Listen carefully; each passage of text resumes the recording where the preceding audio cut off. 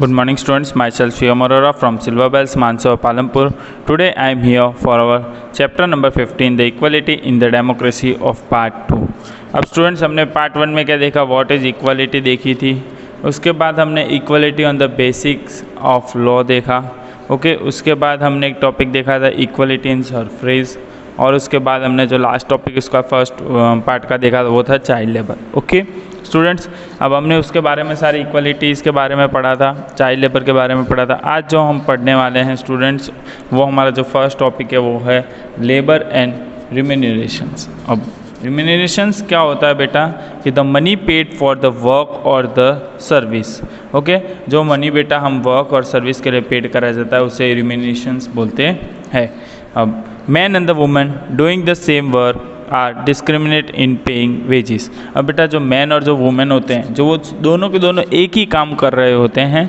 अब दोनों कामों के लिए दोनों जने जो होते हैं वो जो सेम काम कर रहे होते हैं। अब सेम काम के लिए बेटा उन दोनों को अलग अलग पेमेंट दी जाती है। जैसे मैन है अगर तो उसको दी जाती है 500 रुपीज़ पर डे, अगर वुमेन है तो उसको दी जाती है 300 रुपीज़ पर डे। तो दोनों के बीच में ये डिफरेंसेस होता है। बेटा काम तो दोनों सेम ही कर रहे हैं, बट उसका जो पेमेंट वर्क है वो दोनों का क्या होता है, अलग अलग होता है। The childrens are employed at some place and the paid less. अब चिल्ड्रंस क्या होता है बेटा, कई जगह वो कई जॉब कर रहे होते हैं तो वहाँ पे भी उनसे काम करवाते हैं, उन्हें भी पैसे कम दिए जाते हैं। Differentiable abled peoples are internationally employed to pay less. अब बेटा ये डिफरेंशिएट हो जाता है, मीन्स कि बेटा अगर मैन को आप ज़्यादा दे रहे हो, वुमेन को कम दे रहे हो, चिल्ड्रंस को अलग दे, काम तीनों का सेम है बट पेमेंट बेटा तीनों के क्या है, अलग अलग है। In the democracy, a number of schemes are implemented by the government to train and make them self-reliant that they are not exploited।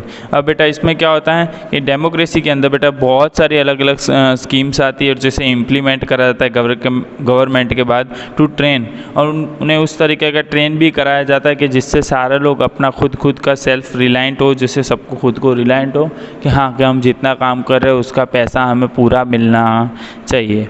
Okay, if there are a differently abled person around us, अगर कि हमारे आजू बाजू बेटा different अलग अलग persons है, it is our duty to corporate with them, और उन लोगों से बेटा हमें कॉर्पोरेट करना चाहिए, हमें अच्छे से बातें करनी चाहिए, अच्छे से उनका पेमेंट जो होता है वही देना चाहिए, सबको सेम पेमेंट देना चाहिए। The people with disability, women and the small children are paid less. अब आप देखते होंगे बेटा जो पीपल्स जो डिसेबिलिटी के हैं, जो वुमेन्स है, जो स्मॉल चिल्ड्रंस है, उन लोगों को कम पैसे दिया जाता है। ओके, और बाकी जो परफेक्ट मैन होते हैं उनको बेटा ज़्यादा पैसा दिया था। तो ये चिल्ड्रन बेटा जो ये है हमारे कंपनी, ये इक्वलिटी नहीं है, तो ये क्या है बेटा, इसे क्या बोलते हैं हम, इनजस्टिस बोलते हैं। ओके स्टूडेंट्स, अब ये था लेबर एंड रिम्यूनरेशन का टॉपिक। इसके बाद वाला जो टॉपिक है बेटा वो क्या है, इक्वलिटी इन डेमोक्रेसी। ओके, अब यहाँ पे बेटा आपको एक फ़ोटो देखने मिल रहा होगा ग्राम सभा का, जो अवेयरनेस ऑफ इक्वलिटी के बारे में बेटा यहाँ पे बताया गया कि जो इक्वलिटी की अवेयरनेस है वो ग्राम सभा वाले समझा रहे हैं गांव के लोगों को, विलेज के लोगों को। ओके, अब इसमें इक्वलिटी इन डेमोक्रेसी है बेटा, उस टॉपिक में क्या है हम देख लेते हैं।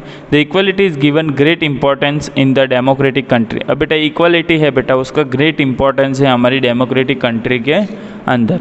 Okay, it is necessary for all the get rights to equality. अब बेटा हमारे लिए नेसेसरी है कि हर एक लोगों को सेम इक्वलिटी मिलनी चाहिए। If we respect others they will respect us. अगर बेटा हम देखो दूसरे लोगों को रिस्पेक्ट करेंगे तो ऑब्वियस चीज़ है कि हमें भी रिस्पेक्ट मिलेगी। अगर आप बेटा किसी को डिसरिस्पेक्ट करोगे तो आप ऐसा सोच नहीं सकते कि आपको भी रिस्पेक्ट मिले, आपको भी ऑब्वियस चीज़ है बेटा वहाँ से डिसरिस्पेक्ट ही मिलेगी। सो हमें ऑलवेज बेटा सबको, बड़े हो या छोटे हो, हमें सब लोगों का रिस्पेक्ट करना चाहिए। अगर आप रिस्पेक्ट करोगे तो सामने से लोग आपको रिस्पेक्ट देंगे। In the same way, the importance of the equality has been acknowledged in the constitution। अब बेटा सेम चीज़ ये कॉन्स्टिट्यूशन के अंदर भी इसके नॉलेज के बहुत कुछ चीज़ें लिखी गई है इक्वलिटी के बारे में, कि कोई ऊंची जात हो या कोई भी नीची जात हो, हमें सबको एक जैसा ही समझना चाहिए। The based on the some observations, when a feeling of comparison arises, it is to be understood that the opposite person has not equal right। अब बेटा आप देखते होंगे कई बार बहुत सारी ऑब्जर्वेशंस हमने देखी है, बहुत सारी चीज़ें हमने नोटिस करी होगी हमारे डे टू डे लाइफ के अंदर, कि इक्वलिटी बेटा हमें कहीं पे भी देखने नहीं मिलती है। अगर बड़ा इंसान है तो उससे कुछ ज़्यादा ही बेटा कुछ आगे चीज़ें मिलती है, अगर उससे कोई छोटा इंसान है तो उसे बेटा कम चीज़ें मिलती है, बट सबको इक्वलिटी एक जैसा चीज़ मिलती है नहीं। ओके, अब वो बेटा अपोजिट पर्सन के हिसाब से आप देख सकते हो कि उसको हर एक को इक्वलिटी सेम राइट्स मिलती है नहीं। To understand the many of this things we needed to think about what we can do. अब बेटा ये सारी चीज़ें समझने के लिए सबसे पहले हमें क्या करना पड़ेगा, इक्वलिटी तो है हमें दिख रही है, बट इक्वलिटी को किस तरीके से सॉल्यूशन लाना बेटा, किस तरह वो प्रॉब्लम का सॉल्यूशन करना, वो सारी चीज़ें पहले हमें सोचनी पड़ेगी, उसके बाद हम इक्वलिटी को हटा सकते हैं। Whenever equality is not seen we should try for it. अब बेटा जहाँ पे भी इक्वलिटी अगर हमें नहीं दिख रही है तो हमें ट्राई करना चाहिए कि उस इक्वलिटी को हम परफेक्टली इक्वल कर सकें। I shouldn't think that I can not do anything. अब बेटा तुम अपने दिमाग में से ये चीज़ हटा दो कि मैं कुछ नहीं कर सकता। आप कर सकते हो, वो जो इक्वलिटी अगर आपको कहीं पे भी दिख रही है कोई 2 या 3 लोगों के बीच में, तो वहाँ जाके आप कोई भी इक्वल थिंग सारी कर सकते हो, सो दोनों को जिससे मन दुख ना हो। This require inactivity. अब बेटा ये क्या चाहिए, अगर आपकी एक्टिविटी होगी, इनिशियल आपका होगा, इनिशिएटिव आप करोगे ये चीज़ में कि ट्राई करोगे तो बेटा आपसे होगा, अगर आप ट्राई ही नहीं करोगे तो होगा ही नहीं। If we keep cleanness we can tell other for cleanness. अगर इस इनिशिएटिव मतलब बेटा कि अगर आप ही खुद बेटा जब तक क्लीन नहीं करोगे, आप ही कचरा कहीं ना कहीं फेंकते रहोगे और आप लोगों को बोलोगे कि इंडिया को क्लीन रखो, तो ऐसा चलेगा बेटा? नहीं। सबसे पहले हमें खुद को अपने आप को क्लीन करना होगा, हमें कोई कचरा यहाँ वहाँ नहीं फेंकना होगा, हमें सारा कचरा डस्टबिन में फेंकना होगा। जब तक बेटा आप खुद नहीं सुधरोगे तब तक आप दूसरों को सुधार सकते हो नहीं। अगर सब लोग बेटा अपना खुद का कचरा अगर डस्टबिन में डालने लगे तो ऑब्वियस चीज़ है बेटा कि हमारा इंडिया क्लीन हो जाएगा।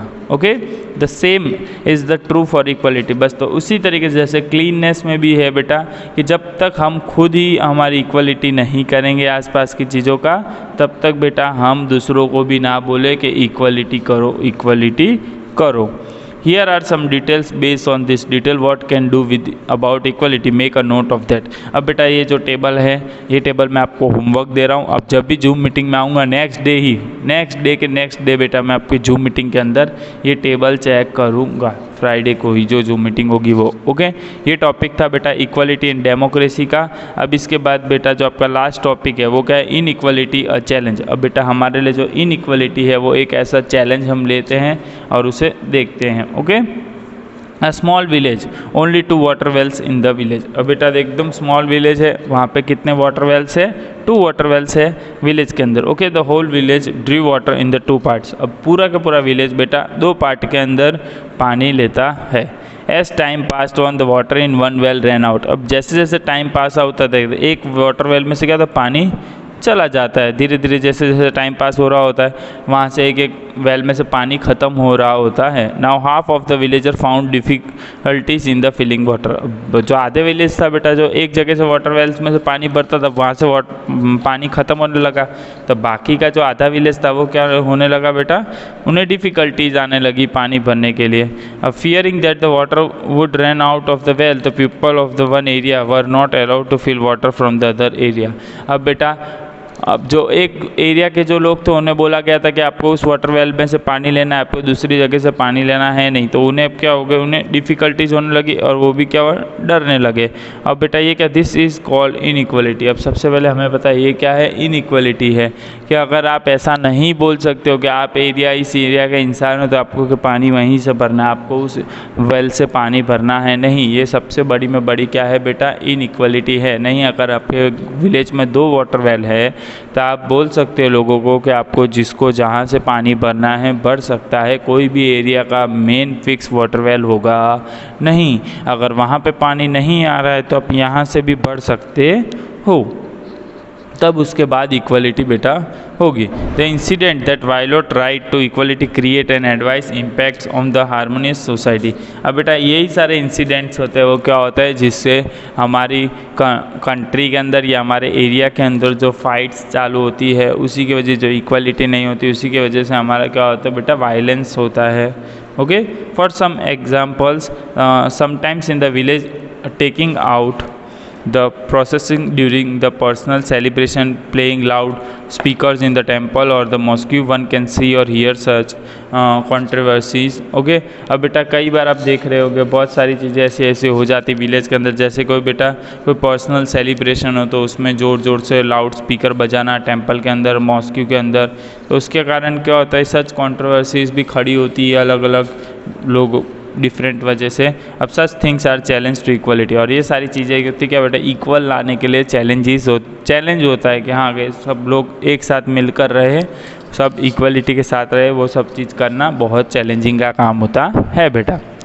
अब on such occasions we should try to maintain the peace and the harmony. अब बेटा इस तरीके का अगर कोई फंक्शंस या कुछ होता है अपने विलेज में तो हमें ट्राई करना चाहिए कि वहाँ पे बेटा शांति बनी रहे, पीस बना रहे, सब अच्छे से घुल मिल कर रहे, so that we can create the feeling of equality. So उसकी वजह से क्या होगा, सब शांति से अच्छे से घुल मिल कर रहेंगे तो हमें लगेगा हाँ यहाँ पे इक्वलिटी अच्छी है। Great efforts are made by the government to maintain the harmony in the society.